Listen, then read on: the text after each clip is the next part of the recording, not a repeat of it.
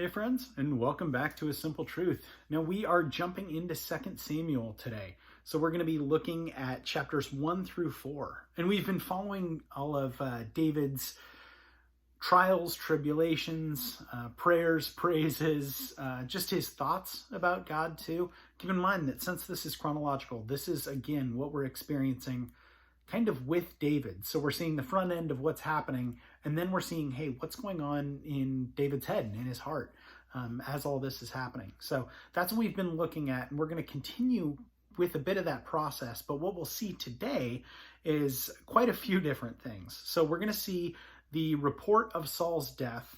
We'll see David anointed as the king of Judah.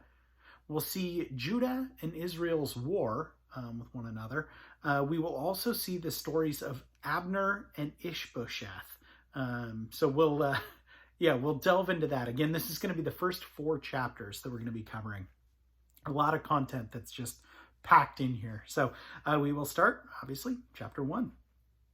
Now it came to pass after the death of Saul, when David had returned from the slaughter of the Amalekites, and David had stayed 2 days in Ziklag. On the 3rd day, behold, it happened that a man came from Saul's camp with his clothes torn and dust on his head.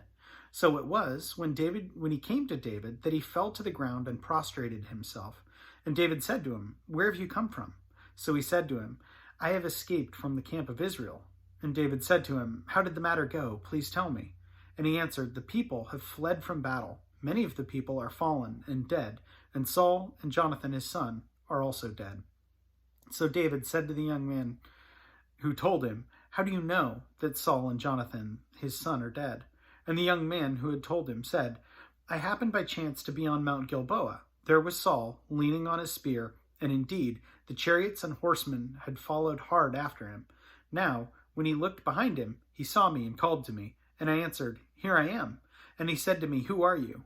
So I answered him, 'I am an Amalekite.' And he said to me, 'Please, stand over me and kill me, for anguish has come upon me, but my life still remains in me.'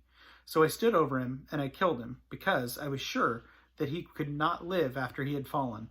And I took the crown that was on his head, and the bracelet that was on his arm, and have brought them here to my lord."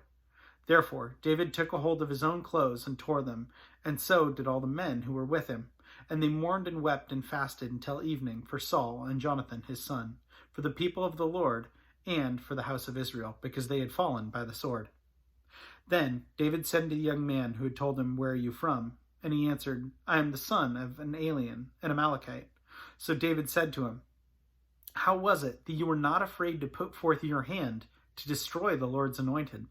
Then David called one of the young men and said, "Go near and execute him." And he struck him so that he died. So David said to him, "Your blood is on your own head, on your own head, for your own mouth has testified against you, saying, 'I have killed the Lord's anointed.'" Then David lamented with his lamentation over Saul and over Jonathan his son. And he told them to teach the children of Judah the song of the bow. Indeed, it is written in the book of Jasher. "The beauty of Israel is slain on your high places, how the mighty have fallen. Tell it not in Gath, proclaim it not in the streets of Ashkelon. Lest the daughters of the Philistines rejoice, lest the daughters of the uncircumcised triumph. O mountains of Gilboa, let there be no dew or rain upon you, nor fields of offerings, for the shield of the Almighty is cast away there. The shield of Saul, not anointed with oil. From the blood of the slain, from the fat of the mighty, the bow of Jonathan did not return back, and the sword of Saul did not return empty. Saul and Jonathan were beloved and pleasant in their lives, and in their death they were not divided. They were swifter than eagles, they were stronger than lions. O daughters of Israel, weep over Saul, who clothed you in scarlet with luxury, who put ornaments of gold on your apparel. How the mighty have fallen in the midst of battle. Jonathan was slain in your high places. I am distressed for you, my brother Jonathan. You have been very pleasant to me. Your love to me was wonderful, surpassing the love of women. How the mighty have fallen, and the weapons of war have perished." Chapter 2. And it happened after this that David inquired of the Lord, saying, "Shall I go up to any of the cities of Judah?" And the Lord said to him, "Go up." David said, "Where shall I go up?" And he said, "To Hebron." So David went there, and his 2 wives also, Ahinoam and the Jezreelitess, and Abigail, the widow of Nabal the Carmelite. And David brought up the men who were with him, every man with his household, So they dwelt in the cities of Hebron. Then the men of Judah came, and there they anointed David king over the house of Judah. And they told David, saying, The men of Jabesh Gilead were the ones who buried Saul. So David sent messengers to the men of Jabesh Gilead, and said to them, You are blessed of the Lord, for you have shown this kindness to your Lord, to Saul, and have buried him. And now may the Lord show you kindness and truth to you. I also will happily repay you this kindness, because you have done this thing. Now therefore, let your hands be strengthened and be vigilant, for your master Saul is dead, and also the house of Judah has anointed me king over them. But Abner, the son of Ner, commander of Saul's army, took Ishbosheth, the son of Saul, and brought him over to Mahanaim, and he made him king over Gilead, over the Ashterites, over Jezreel, over Ephraim, over Benjamin, over all of Israel. Ishbosheth, Saul's son, was 40 years old when he began to reign in Israel, and he reigned 2 years.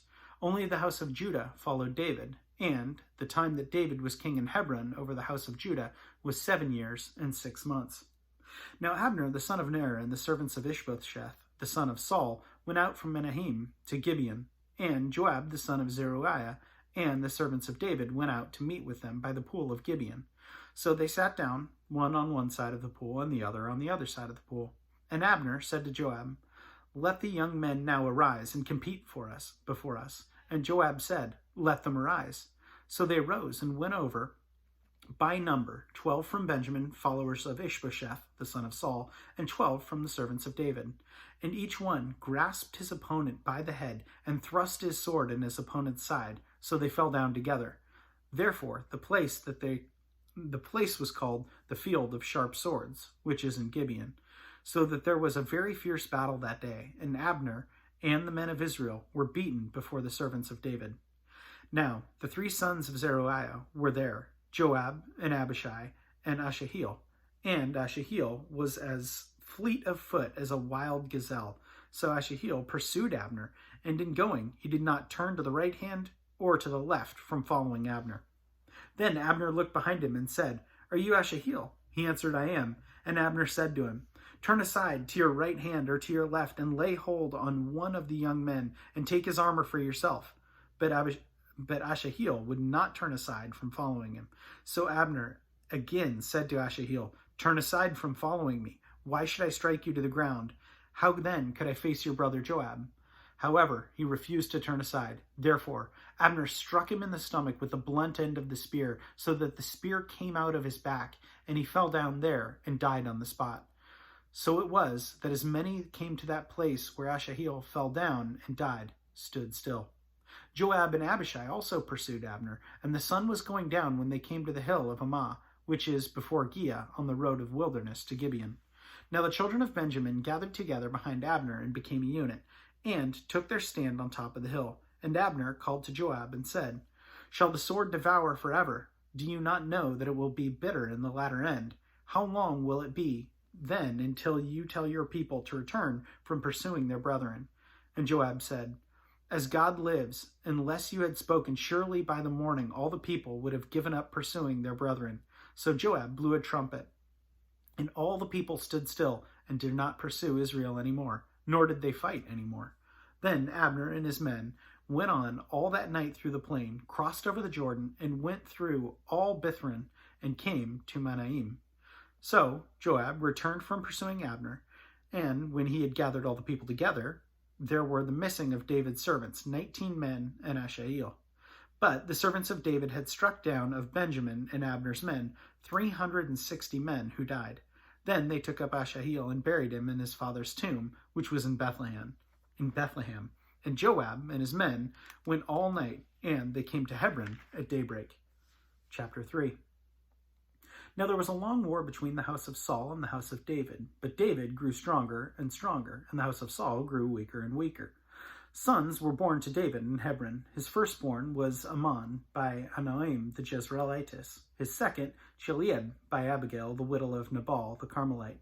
The third, Absalom, the son of Maacah, the daughter of Talmai, king of Geshur. The fourth, Adonai, the son of Haggith. The fifth, Shephaniah, the son of Abital. And the sixth, Ithream, by David's wife, Elga. These were born to David in Hebron. Now it was so, while there was war between the house of Saul and the house of David, that Abner was strengthening his hold on the house of Saul. And Saul had a concubine, whose name was Rizpah, the daughter of Aiah. So Ishbosheth said to Abner, "Why have you gone into my father's concubine?" And Abner became very angry at the words of Ishbosheth, and said, "Am I a dog's head that belongs to Judah? Today I show loyalty to the house of Saul, your father, to his brothers, and to his friends, and have not delivered you into the hand of David, and you charge me today with a fault concerning this woman?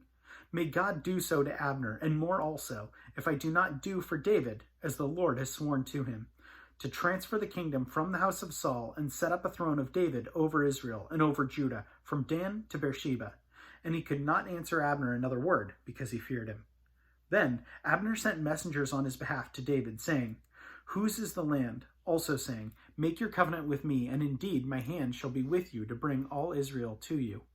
And David said, "Good, I will make a covenant with you. But one thing I require of you, you shall not see my face unless you first bring Michal, Saul's daughter, when you come to see my face."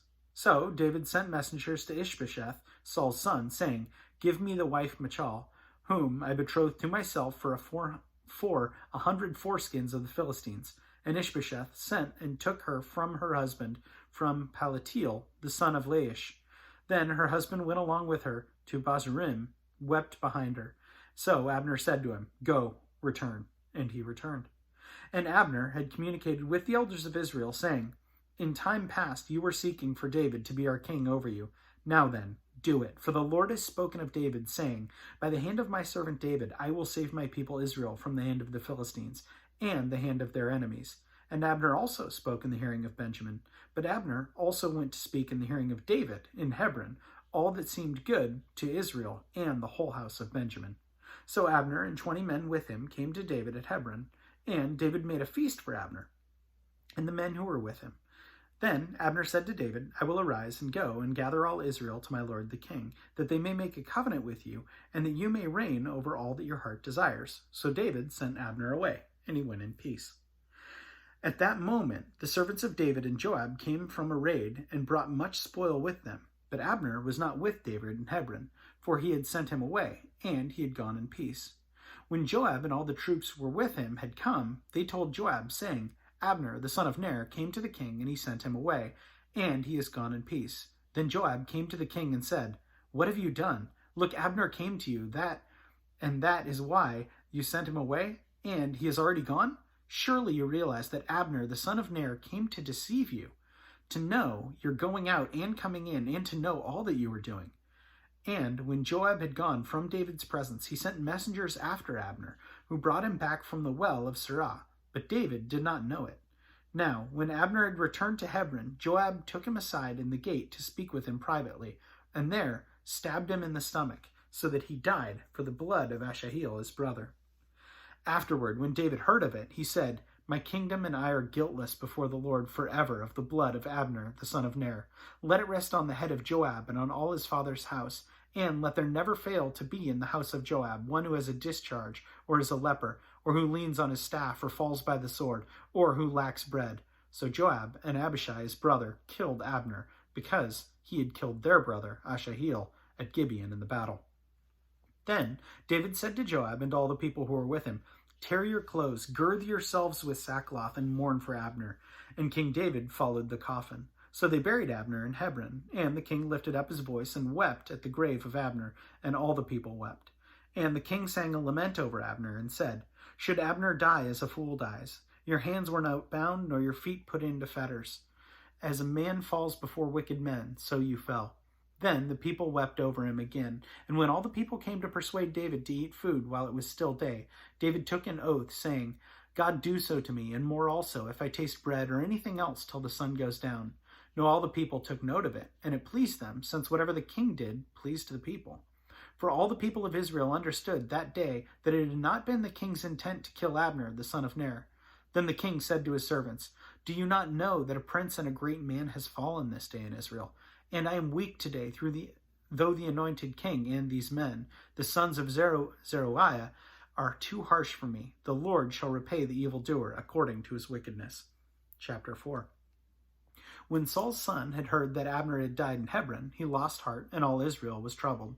Now Saul's son had 2 men who were captains of the troops. The name of one was Baanah, and the name of the other Rechab, and the sons of Rimmon the Bethrahite, of the children of Benjamin. For Beeroth also was part of Benjamin, because of the Betherites fled to Gittim, and had been sojourners there until this day. Jonathan, Saul's son, had a son who was lame in his feet, and he was 5 years old when the news about Saul and Jonathan came from Jezreel. And his nurse took him up and fled. And it happened, as she made haste to flee, that he fell and became lame. His name was Mephibosheth. Then the sons of Rimmon the Bethrahite, Rechab and Baanah, sent out and came about the heat of the day to the house of Ishbosheth, who was there on his bed at noon. And they came there all the way into the house, as though to get wheat, and they stabbed him in the stomach. Then Rechab and Baanah, his brother, escaped.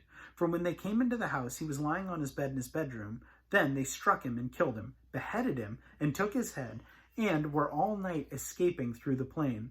And they brought the head of Ishbosheth to David at Hebron, and said to the king, Here is the head of Ishbosheth, the son of Saul your enemy, who sought your life. And the Lord has avenged my lord the king this day of Saul and his descendants.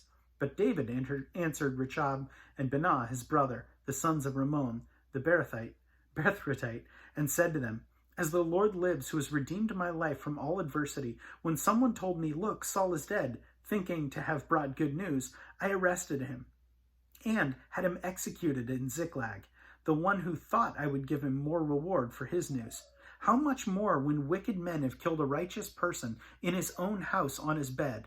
Therefore, shall I not now require his blood at your hand and remove you from the earth? So David commanded his young men, and they executed them, cut off their hands and feet, and hanged them by the pool in Hebron. But they took the head of Ishbosheth and buried it in the tomb of Abner in Hebron. So I promised you that there was going to be a lot there, and that is very, very much the case. I think one of the things that stuck out to me was actually, it's something we've heard a lot before, but as surely as the Lord lives, and we keep hearing that phrase, and I love that phrase for the certainty that it puts out, and why not? It should absolutely have the certainty, but it is a declaration. As surely as the Lord lives, X, Y, Z is going to happen. And I love that, and I think it's absolutely beautiful. That's something that I need to incorporate in my own life, maybe mentally going forward, and maybe if I have the boldness, hopefully to say that aloud, as unique as that might be to hear, it is nonetheless true. Anyway, that's all I have today. As always, thanks so much for joining. Have a great rest of your day.